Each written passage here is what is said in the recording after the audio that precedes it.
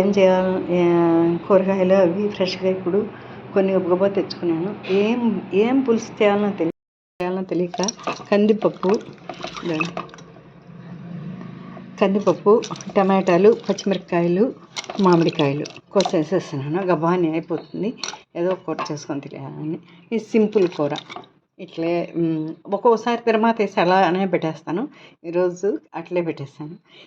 తిరువాత లేకుండా కూడా అలానే తినేయచ్చు, ఆయిల్ లేకుండా కూడా. కుక్కర్ పెట్టేస్తున్నా, అయిపోవచ్చు. కూర చేసుకుంటూ ఇడ్లీకి నానబెట్టేస్తున్నాను.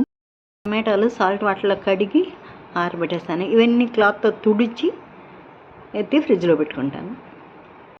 కూర రెడీ అయిపోయింది చూడండి. తిరువాత అయితే నేను పెట్టాను. పప్పు వేసినాం కదా, చప్పగా ఉంటుందని తిరువాత పెట్టాను. పప్పు, మామిడికాయ, టమాటాలు, పచ్చిమిరపకాయలు, పప్పు రెడీ అయిపోయింది. ఇంకా వేసుకొని తినడం.